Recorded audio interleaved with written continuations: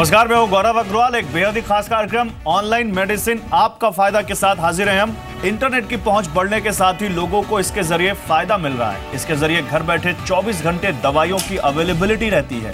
हालांकि भारत में ई फार्मेसी यानी इंटरनेट पर दवाइयों की दुकान का मॉडल अभी रेगुलेट नहीं है, जिससे कुछ शिकायतें आ रही हैं। इस वजह से एक तय गाइडलाइन से मॉडल को रेगुलेट किए जाने की जरूरत है।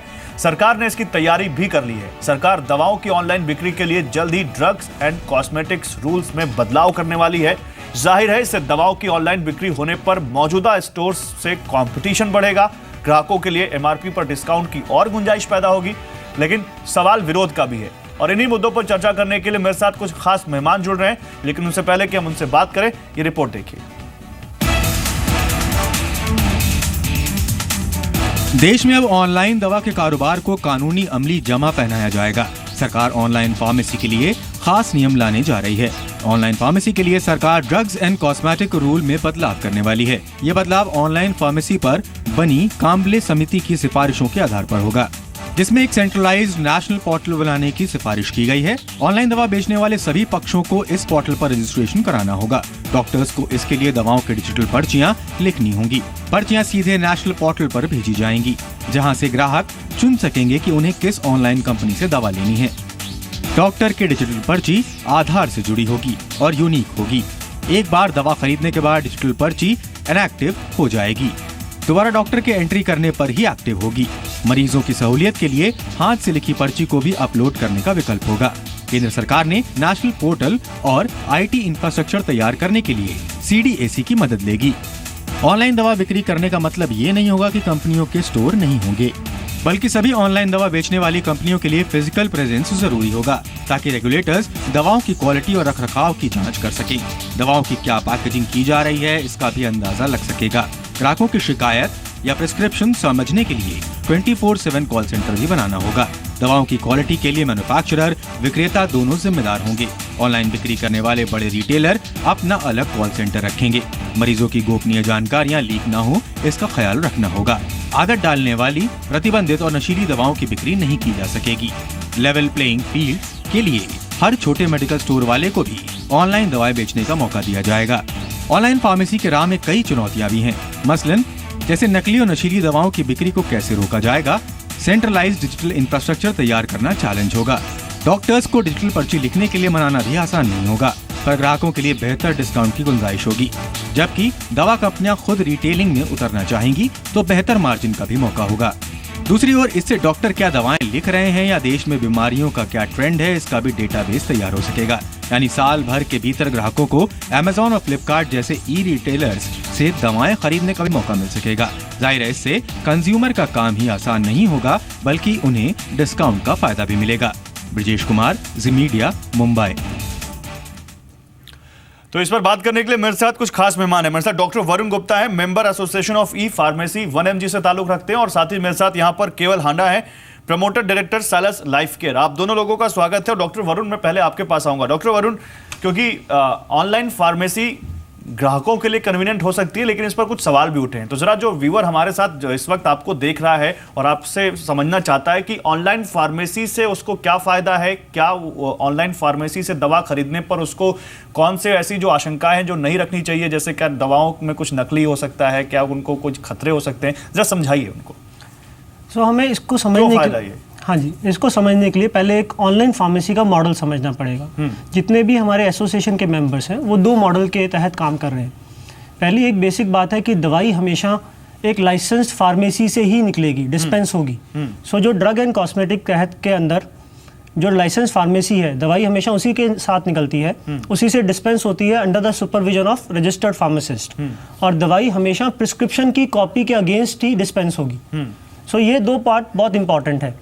और जितनी भी सेंसिटिव मेडिसिन हैं, हमारी एसोसिएशन के जितने भी मेंबर्स हैं, उन सब सेंसिटिव मेडिसिन को उन्होंने बंद कर दिया है। वो प्रोसेस नहीं होती, जितनी भी हैबिट फॉर्मिंग ड्रग्स हैं। तो ये इंपॉर्टेंट चीज़ है। जो आदत डालने वाली दवाइयाँ हैं, हैबिट फॉर्मिंग ड्रग्स हैं, वो सारी की सारी दवाइयाँ कोई भी ऑनलाइन फार्मेसी की एसोसिएशन के प्लेयर्स उसको बंद नहीं करते। आप इस एसोसिएशन में ऑलमोस्ट सबको कवर करते हैं, जितनी टॉप ऑनलाइन फार्मेसीज हैं उन सबको कवर करते हैं इसके अंदर। और हम इसके अंदर हमने वॉलंटरी कोड ऑफ कंडक्ट भी निकाला था। कोड ऑफ कंडक्ट में उन्होंने 5 बेसिक बातें बोली थी। पहली बात बोली थी कि प्रिस्क्रिप्शन के अगेंस्ट ही दवाई होनी चाहिए, दैट्स नंबर 1। नंबर 2, हमेशा लाइसेंस फार्मेसी के साथ होनी चाहिए और एक रजिस्टर्ड फार्मासिस्ट की सुपरविजन में होना चाहिए।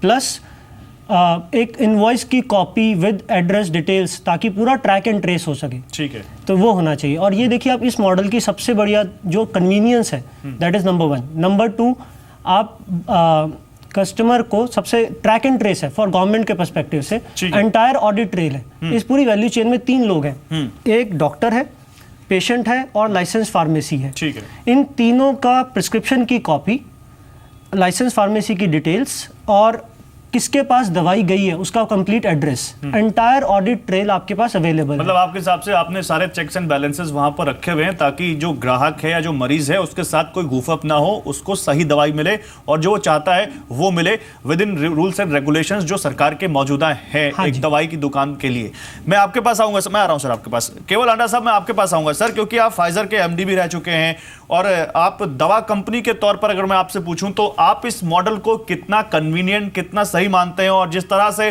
कुछ विवाद भी उठे कि भाई ऑनलाइन कंपनियों, ऑनलाइन फार्मेसीज के लिए अभी तो देश में कोई नियम नहीं है, तो उस पर आपका क्या कहना है सर?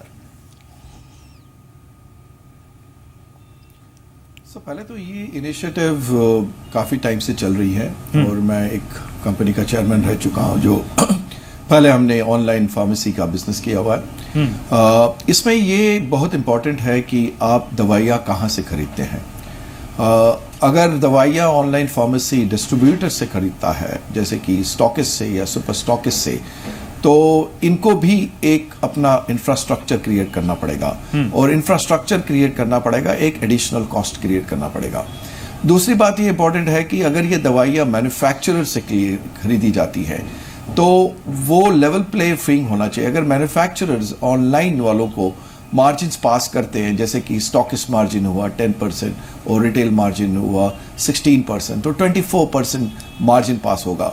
क्या ये margin then becomes unplayable for the stockist and retailers currently in the market? तो ये एक मुद्दा रेज होगा कि डायरेक्ट मैन्युफैक्चरर से अगर परचेज करो तो इकोनॉमिक्स ऑफ स्केल्स मिलेंगे एंड उसके से दवाइयाँ आपको देने में आसानी होगी। पर चैलेंज है लास्ट माइल का। क्या ये कंपनियां जो ऑनलाइन फार्मेसी करते हैं ये लास्ट माइल कैसे करेंगी, उसका डिस्ट्रीब्यूशन कैसे करेंगी, whether the condition of the medicine सही रहेंगे लास्ट माइल की नहीं, ये एक क्वेश्चन है जो कि एसोसिएशन को आंसर करना पड़ेगा। ठीक है, मैं एसोसिएशन से ये आंसर बिल्कुल चाहूंगा कि वो करे इस बात को, लेकिन एक सवाल के साथ वरुण, कि मेरे पास जो खबर है उसके मुताबिक सरकार इस साल के अंत तक ऑनलाइन फार्मेसी को मंजूरी देने की योजना बना रही है और एक कमेटी बनाई गई थी, कांबले कमेटी, ऑनलाइन फार्मेसी से जुड़ी हुई, जो सरकार को जिसने अपनी कुछ सिफारिशें दी हैं, जिसके तहत एक ऑनलाइन एक कॉमन पोर्टल बनेगा और डॉक्टर कोई भी अगर प्रिस्क्रिप्शन लिखेगा तो वो डिजिटल प्रिस्क्रिप्शन उस पोर्टल तक जाएगा और उसके बाद जैसे ही दवा रिलीज होगी किसी भी दवा दुकान से तो वो प्रिस्क्रिप्शन चला जाएगा। इसके बारे में आपके पास कोई जानकारी हमारे व्यूअर्स को बता सकते हैं कुछ आप? सो अभी एक इंटरनेशनल कॉन्फ्रेंस थी जहाँ पे सारे ऑफिशियल्स थे और पब्लिक स्टेटमेंट्स थी।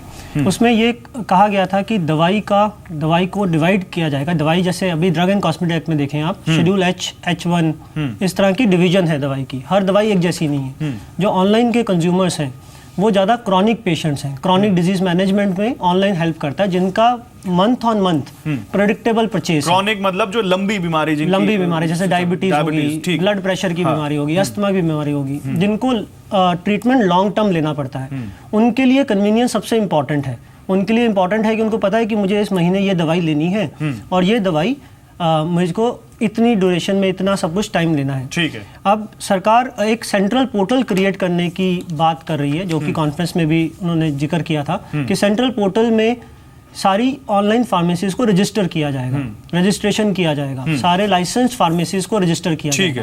क्योंकि हमें ये देखना इंपॉर्टेंट है, ऑनलाइन और ऑफलाइन अलग अलग मीडियम है, सिर्फ रिटेल के अलग अलग मीडियम है, वो ultimately they should be govern by the same loss. ठीक है। नहीं तो मैं एक सवाल यहाँ, जगन्नाथ शिंदे साहब मेरे साथ जुड़ चुके हैं, चेयरमैन है AIOCD लिमिटेड के। शिंदे साहब, अगर आप तक मेरी आवाज आ रही हो सर, ऑनलाइन फार्मेसी पर कई बार आप जैसे ऑफलाइन रिटेलर्स ने या ऑफलाइन डीलर्स ने जो कि दवाओं का काम करते हैं फिजिकली, उन्होंने सवाल उठाए हैं। सर, क्या दिक्कत है अगर एक ग्राहक को ऑनलाइन सही रेट पर सही दवा मिल रही है तो आपको क्या दिक्कत है? नहीं, देखिए दवा ये बाकी कमोडिटी से दवा एक अलग चीज़ है। और आपको पता है कि दवा एक केमिकल है, अगर ये सही दवा मिले तो वो एक संजीवनी है, अगर वो गलत दवा मिले तो एक पॉइजन है। और हमारी बात है कि भाई इसमें जो मेन ऑब्जेक्शन हमने खड़ी करी है कि अपना देश युवकों का देश है, और इसमें हमारा भय है कि यहाँ किधर ड्रग माफिया इसमें आ जाएंगे और नशीली या हैबिट फॉर्मिंग ड्रग ये इजीली यूथ को अवेलेबल हो जाएगी। और अपनी ड्रग रेगुलेटरी में इतनी वीक है कि वो उनको पकड़ने तक तो वो ड्रग सर तो अभी नहीं है क्या शिंदे साहब? आप तो इस फेटर्निटी से आते हैं सर। सर मेरे साथ केवल हांडा साहब हैं, फाइजर के फॉर्मर एमडी हैं मेरे साथ, वो बहुत बड़ी दवा कंपनी को चला चुके हैं। सर आप जानते हैं कि कैसे हमारे देश में कुछ बहुत अहम दवाओं पर 3,000% तक का मार्जिन दिया जाता है। क्या वो सही है सर? आप नहीं चाहते कि ग्राहकों तक सही दवा सही कीमत पे पहुंचे? नहीं है, देखिए नहीं ये अभी सही नहीं है। आपको पता है कि गवर्नमेंट ऑफ इंडिया की health department national pharmaceutical pricing authority NPP सरकार ने बनाई है, and according to me medicine is the only commodity in India which is controlled by government fully. आज जो भी लेकिन सारी नहीं सर, पूछिए 600 दवाइयां हैं, अभी एक लिस्ट डाली है एनपीपी ने, सारी नहीं है सर, 600 दवाइयां हैं। हाँ नहीं आज आपको पता है कि जो जो कंट्रोल कैटेगरी की दवाइयां हैं या NELM की दवाइयां हैं, यहाँ मैन्युफैक्चरर को जो मार्जिन दिया जाता है वो केवल 100% दिया जाता है। और अभी इसमें कोई 1,000, 2,000, 3,000 टके की जो चीज बोल रही है वो नहीं होती है। कंपटीशन का जमाना है और यहाँ जो भी मुनासिब मार्जिन तो उन्हें देना ही पड़ेगा। अगर हम नहीं देंगे तो ये दवा मैन्युफैक्चरर दवाई नहीं बनाएंगे। आपको पता है कि पहले वाला जो 95 का DPCO था, ठीक है, सफिशिएंट मार्जिन मैन्युफैक्चरर को नहीं दिया गया, जिससे 30 मेडिसिन आउट ऑफ मार्केट। तो आप इस पे तैयार? शिंदे साहब मेरे पास समय नहीं है, शिंदे साहब एक ब्रेक लेना मुझे। आप इस पे तैयार हैं कि अगर सरकार कोई नियम कायदा बना दे ऑनलाइन फार्मेसी के लिए और वो ऑनलाइन फार्मेसी इस नियम कायदे के तहत काम करे तो आपको कोई दिक्कत नहीं है? हमने उनको यही बताया, परसों हमारी दिल्ली में मीटिंग हुई, मैंने कहा कि भाई आप पहले इंफ्रास्ट्रक्चर बनाइए, रेगुलर ड्रग आपके ड्रग रेगुलेटर इसको इंस्पेक्शन करने के लिए रेगुलेटरी सिस्टम बनाइए, और फिर इसमें आप आइए। क्यों ये प्रिस्क्रिप्शन पोर्टल के ऊपर आना चाहिए, रिटेलर के पास वो आना चाहिए, और ये सब बनाने के लिए वक्त चाहिए। अगर वो इंफ्रास्ट्रक्चर बना लो तो हमें कोई आपत्ति नहीं है। ठीक है, मैं आ रहा हूं। और अगर कंज्यूमर को सस्ती दवाई मिलती है तो भी वेलकम इट। Okay sir.